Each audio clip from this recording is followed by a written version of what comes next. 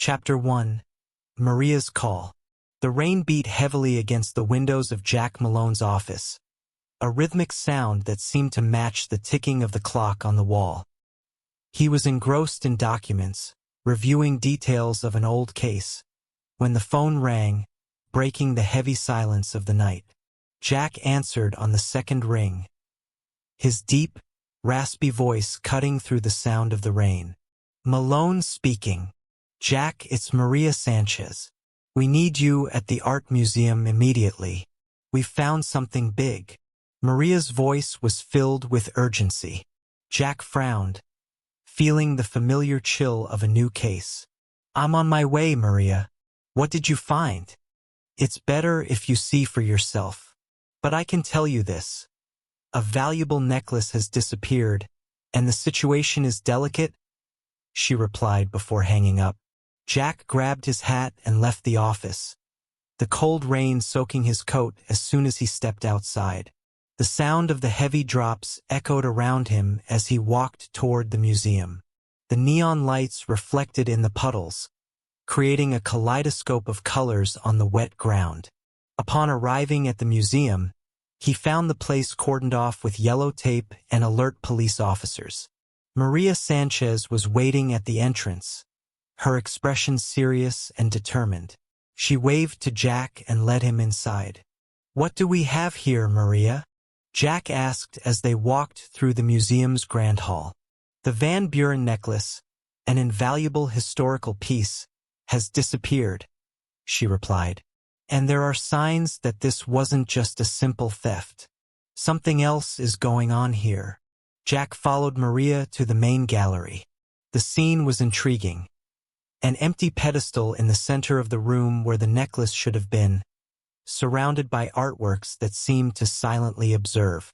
The white walls reflected the light in an almost supernatural way, while museum staff and nervous witnesses murmured among themselves. "Who was here tonight?" Jack asked, examining the scene. "Only a select group of guests for a charity event," Maria explained. "We're questioning everyone, but so far nothing concrete." Jack looked around, his detective skills picking up every detail, every anomaly. He knew he was facing something big, a complex puzzle that would require all his cunning to solve, and he was more than ready for the challenge. Chapter 2. The Crime Scene.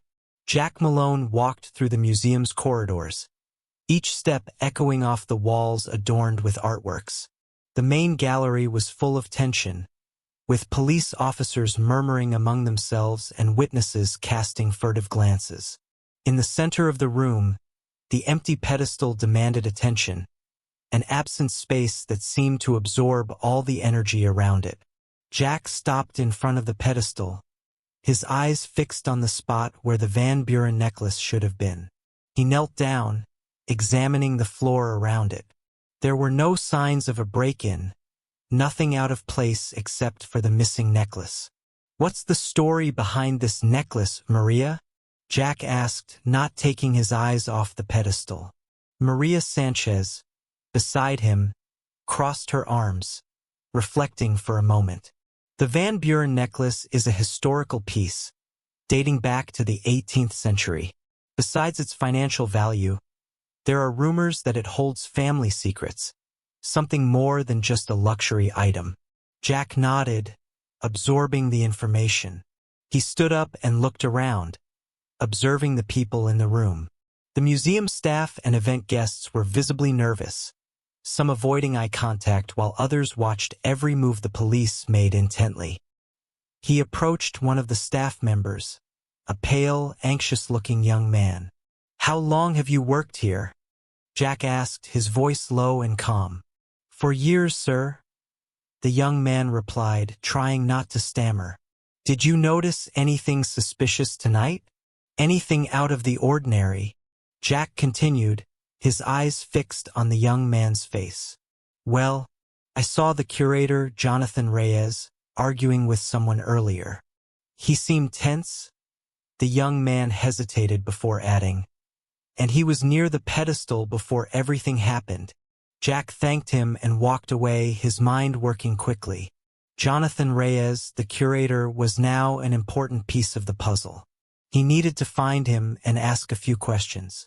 He headed towards a side door leading to the curator's office. He knocked and entered without waiting for a response. Jonathan Reyes was sitting at his desk, his expression closed but anxiety visible in his eyes. "Mr. Reyes, I need a few minutes of your time," Jack said, closing the door behind him. "Of course, detective. What can I do for you?" Jonathan responded, trying to maintain his composure. "I want to know about your relationship with the Van Buren necklace and what really happened tonight." Jack spoke directly, watching every reaction. Jonathan took a deep breath, running his hand through his hair. "The necklace is one of the museum's most valuable pieces. I brought it for the charity event, but I never expected something like this to happen. I'm sure someone here is involved." "And the argument you had earlier?" Jack asked, not breaking eye contact. "Oh, that—" Jonathan hesitated. "It was with one of the guests, a man named Richard Van Buren.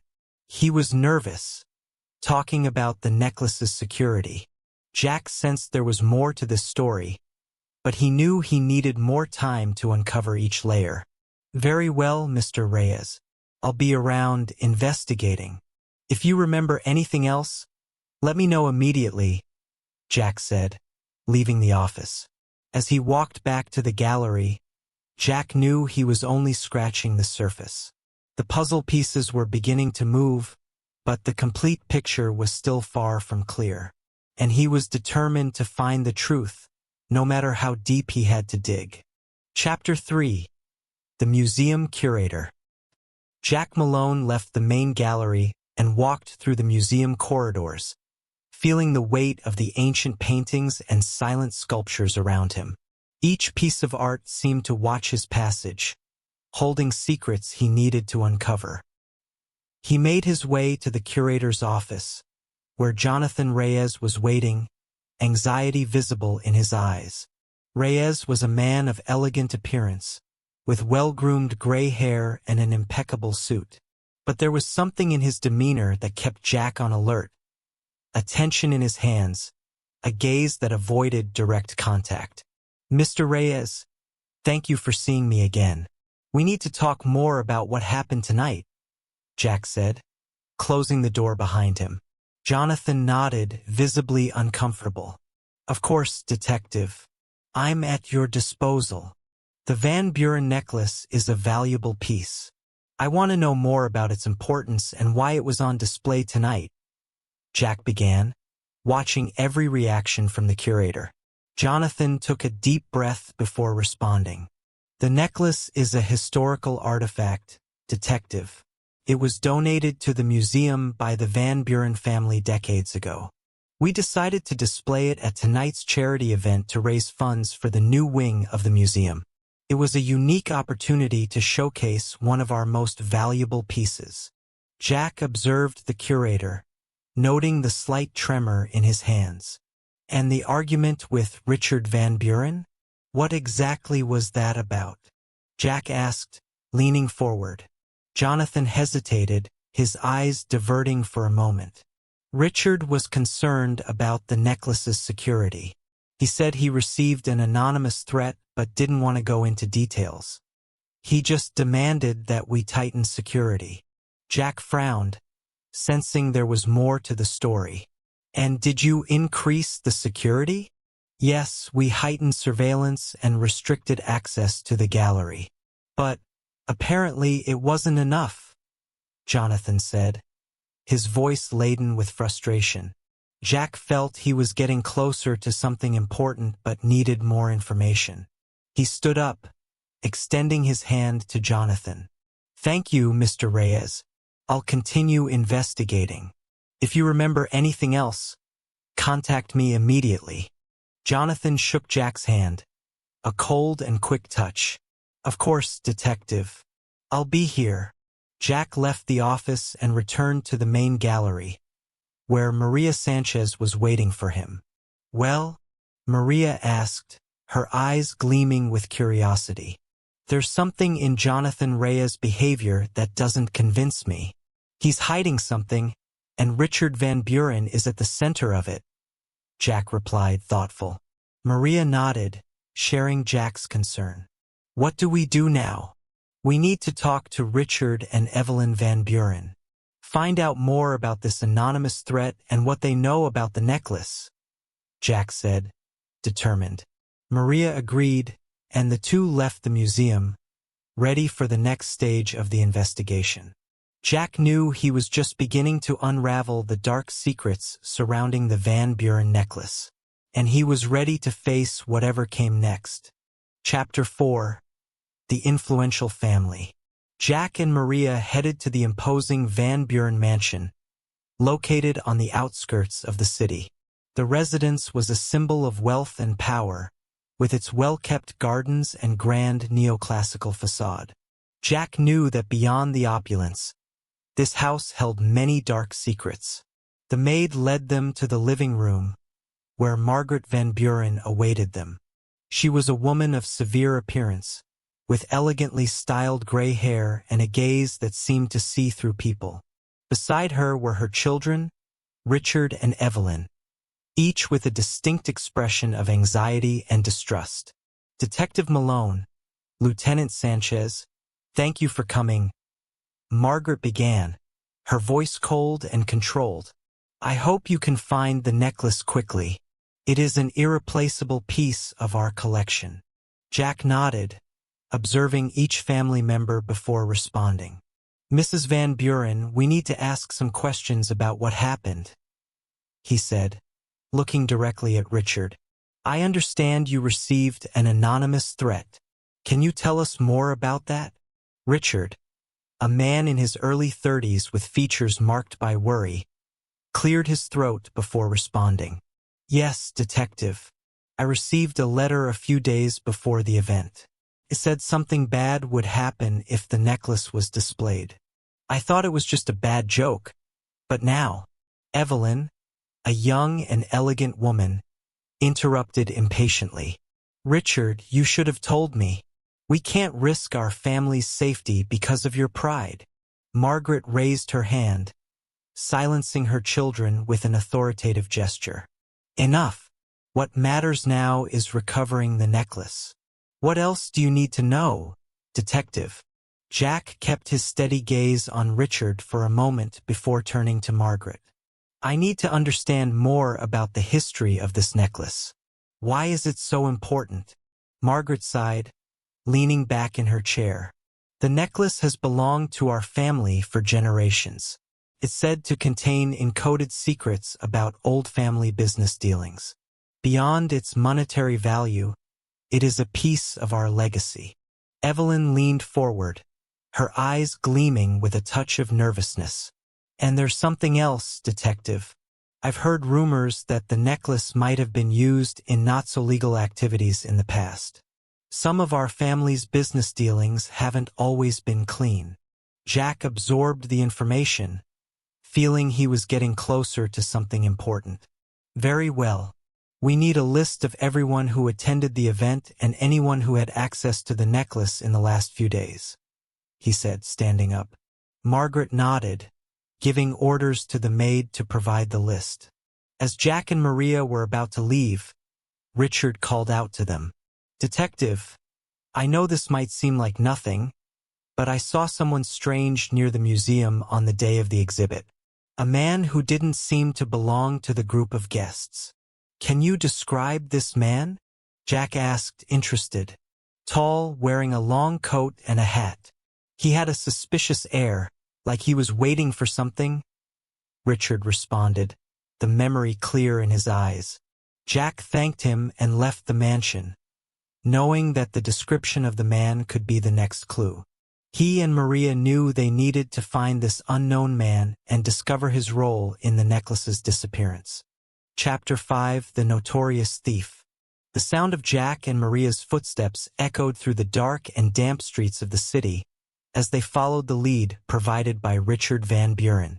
The description of the strange man had brought them to a shady bar, known for being frequented by figures from the underworld. the kind of place where secrets were traded faster than drinks. As they entered the bar, the smoke from cigarettes and the murmur of patrons created a dense and charged atmosphere. Jack looked around, his experienced eyes quickly identifying the most suspicious figures. In a dark corner, a tall man wearing a long coat and a hat caught his attention. "That must be Silas, the Shadow?" Jack murmured to Maria. Silas was a notorious thief, known for his ability to disappear without a trace. He had a history of daring heists and a reputation that preceded him. Jack and Maria approached slowly, ready for any reaction. "Silas, we need to talk," Jack said, his voice firm. Silas looked up, an enigmatic smile forming on his lips. "Detective Malone, always a pleasure. What brings you to my humble abode?" Jack pulled a chair and sat at Silas's table, Maria standing by his side. "A valuable necklace has disappeared from the art museum. We received a description that matches your appearance," Jack said directly. Silas chuckled softly, lighting a cigarette with an elegant motion.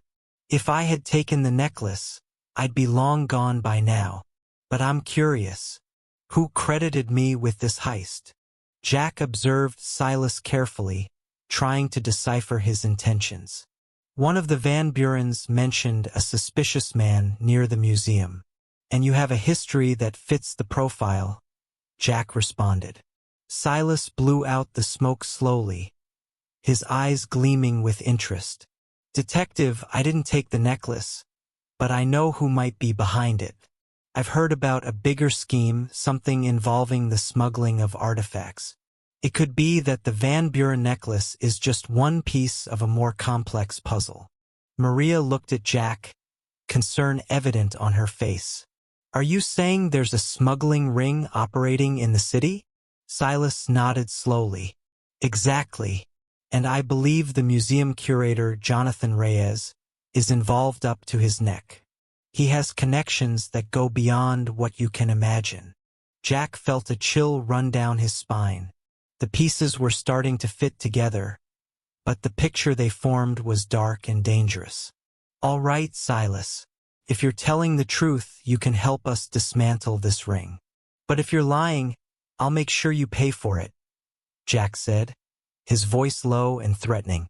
Silas smiled, putting out the cigarette. "Detective, I always knew you played hardball. I'm in. Let's take down these bastards." Jack and Maria left the bar, knowing they had a new ally but also aware that they were venturing into dangerous territory. The investigation now led them to a dark underworld where truth was more valuable than gold, and they were determined to expose every secret hidden in the shadows.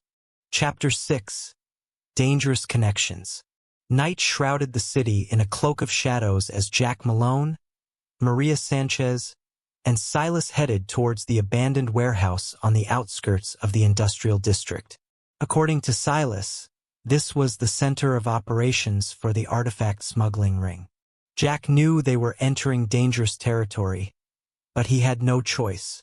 The truth about the Van Buren necklace was there, waiting to be uncovered. The warehouse was an imposing structure, with broken windows and graffiti-covered walls. Jack signaled to Maria and Silas, and the three of them moved silently to the side entrance, where the door was slightly ajar. With a nod, Jack indicated for them to move forward. Inside the warehouse, the smell of oil and rust filled the air.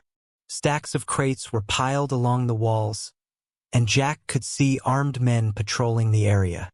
He crouched behind a crate, gesturing for Maria and Silas to do the same. "We need to be quick and silent. First, we find the evidence. Then we call for backup," Jack whispered. Silas nodded, his movements agile and quiet. Maria, always alert, kept her hand close to her weapon. They moved through the shadows, avoiding the guards and heading towards the office at the back of the warehouse. Jack carefully opened the door and stepped inside, finding a desk covered with documents and maps. In the center of the desk was a list of smuggled artifacts and their destinations. "Here it is," Jack murmured, pointing to the list. "The Van Buren necklace. It's scheduled to be sent to an anonymous buyer tomorrow." While Maria photographed the documents, Jack heard footsteps approaching. He signaled for them to stay silent and turned off the light. The footsteps stopped outside the door, and Jack held his breath. The door slowly opened, revealing Jonathan Reyes, the museum curator. His eyes widened as he saw Jack, Maria, and Silas. "Reyes, the game's over," Jack said, stepping out of the shadows with his gun drawn. "You're involved in artifact smuggling and the theft of the necklace." "Why?" Jonathan sighed, his shoulders sagging in defeat. "I had no choice. The Van Buren family is involved up to their necks in all of this. They forced me to cooperate, threatened my family." Jack stepped closer, still holding his gun steady. "And Silas? What's his role in this?" Reyes looked at Silas, a mix of fear and anger in his eyes. Silas was the middleman. He knew everything but couldn't prove anything without exposing himself. Silas stepped forward, his expression unwavering. "I knew there was something big, but I didn't realize the Van Burens were so deeply involved." Jack realized the situation was more complex than he had imagined. He needed to dismantle the ring and bring all those involved to justice. "Reyes, you're going to help us take this down. And the Van Burens will pay for their crimes," Jack said firmly. Before Reyes could respond, gunshots rang out. Jack pushed Maria down, seeking cover. Silas pulled Reyes to a safe corner. "We're surrounded," Maria shouted. Jack knew the situation was critical. They needed to get out with the evidence and Reyes, or everything would be lost. "Let's go. We need an escape plan," Jack ordered, adrenaline coursing through his veins. They moved quickly, exchanging gunfire with the guards as they headed for the exit. Every step was a risk, but Jack was determined to get out with the truth. Chapter 7: Secrets from the Past. Heavy rain fell as Jack, Maria, and Silas finally escaped the warehouse, with Jonathan Reyes in custody. The dark, wet streets seemed like a maze, but Jack knew every corner, every alley. They found refuge in an old storage facility that Jack used as a hideout. While Maria tended to Reyes' wounds, Jack stepped away, his thoughts drifting back to the past. There was something about this investigation that deeply troubled him, something that touched an old scar.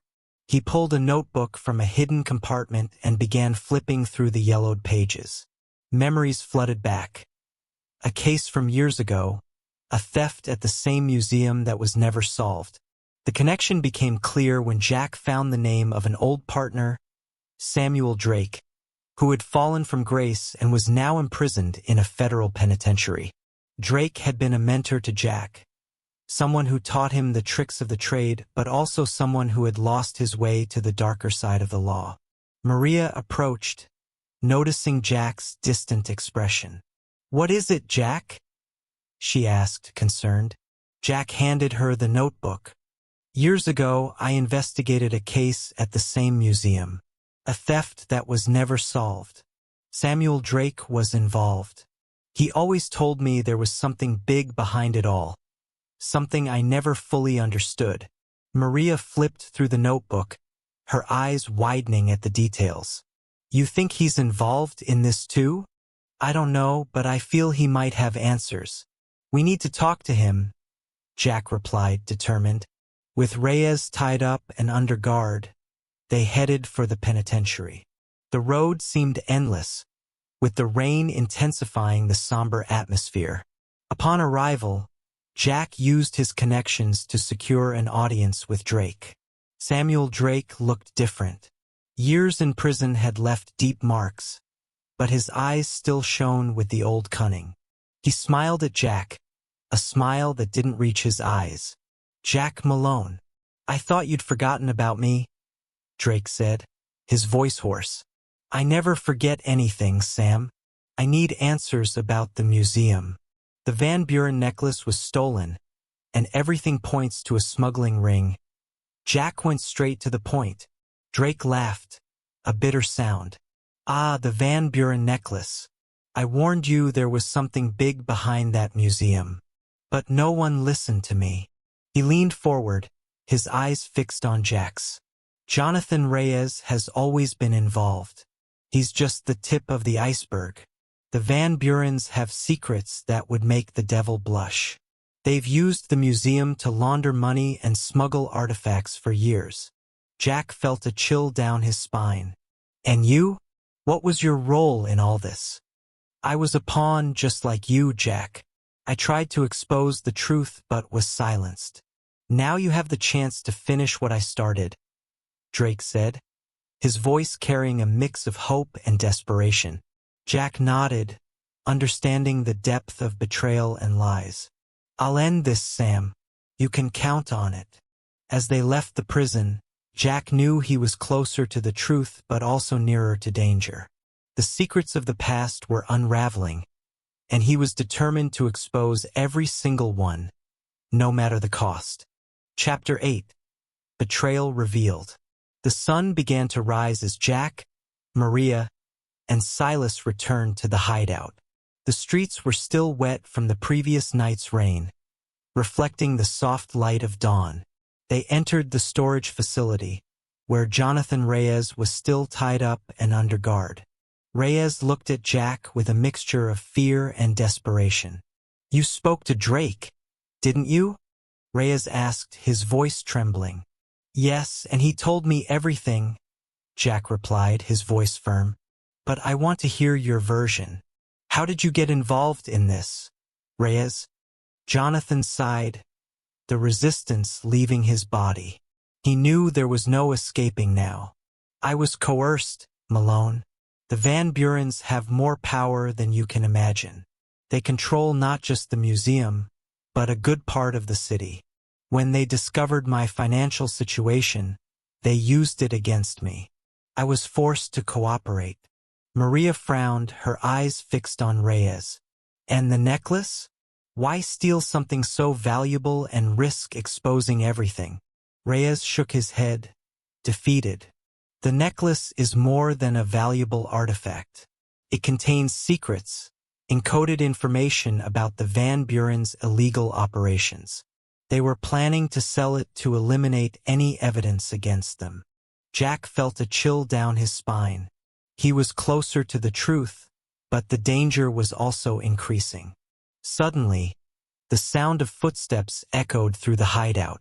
Jack turned, gun in hand, as the door burst open. Before he could react, a heavy blow struck his head, knocking him unconscious. When Jack regained consciousness, he was tied to a chair, his hands tightly bound. He looked around and saw Maria and Silas similarly restrained. In front of them stood a tall, well-dressed man with a triumphant expression. Finally, the great detective Jack Malone, the man said with a sarcastic tone. Jack recognized the voice immediately. Richard van Buren. You're behind all this, Richard? Jack asked, trying to buy time. Richard smiled coldly. It's always been me, Malone. Jonathan is just a puppet. We needed the necklace to finalize an important transaction. But you meddled where you shouldn't have. Jack looked at Maria and Silas, trying to think of a way to escape. And what are you going to do now, Richard? The whole city will know the truth, Jack said defiantly. Richard laughed, a cold sound that echoed through the hideout. The truth? The truth is malleable, Malone. I control the narrative. You, on the other hand, will disappear and all your efforts will be in vain. Before Richard could continue, a loud sound of breaking glass echoed through the hideout. Police agents stormed the place, led by Samantha Ortiz. Police, drop your weapons, Samantha ordered, her voice firm. Richard tried to resist but was quickly overpowered by the agents. Jack, Maria, and Silas were freed, and Jack looked at Samantha with gratitude. "You arrived just in time, Sam," Jack said, massaging his wrists. Samantha smiled, her gaze full of respect. "We can always count on you to draw the rats out." As Richard and his accomplices were taken away by the police, Jack knew the fight was far from over. But for now, he had won an important battle, and he was ready for the next challenge. Chapter 9. Final Confrontation. The afternoon was overcast as Jack, Maria, and Samantha arrived at the Van Buren mansion.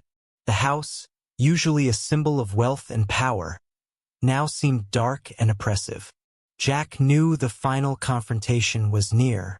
They needed to gather all the evidence to ensure the Van Buren family was finally brought down. The mansion gates were open, as if waiting for them. Jack led the group to the front door, which opened to reveal Margaret Van Buren, the matriarch of the family. She greeted them with a calculated expression of coldness. "Detective Malone, I've been expecting you," Margaret said, her voice icy. Jack stepped forward, holding a dossier with all the incriminating documents. "Margaret Van Buren, you are under arrest for artifact smuggling, money laundering, and several other charges," Jack declared, his voice firm. Margaret laughed, a bitter sound that echoed through the grand hall of the mansion. "You think you can just walk into my house and arrest me, detective? You have no idea what you're up against." Before Jack could respond, Richard Van Buren appeared at the top of the stairs, a gun in hand and a determined look on his face. "Richard, put the gun down." "It doesn't have to end this way," Jack said, trying to remain calm. Richard shook his head, his eyes filled with desperation. "You don't understand, Malone. Everything I did was to protect my family. I can't let it end now." As Richard spoke, Jack noticed movement beside the stairs. Silas, the notorious thief, emerged from the shadows, moving silently. In a swift motion, he disarmed Richard and immobilized him. "Looks like you need a helping hand, detective," Silas said with an ironic smile. Maria and Samantha quickly ascended the stairs, handcuffing Richard and ensuring the gun was out of reach. Jack looked at Margaret, who was now pale and silent. "It's game over, Margaret. You're all going to pay for what you've done," Jack stated. Margaret maintained her cold gaze but said nothing. She knew the battle was lost. As the police searched the mansion and found more evidence, Jack felt a sense of relief. Years of secrets and crimes were finally being exposed. The Van Burens were being taken into custody, and the Van Buren necklace would be returned to the museum.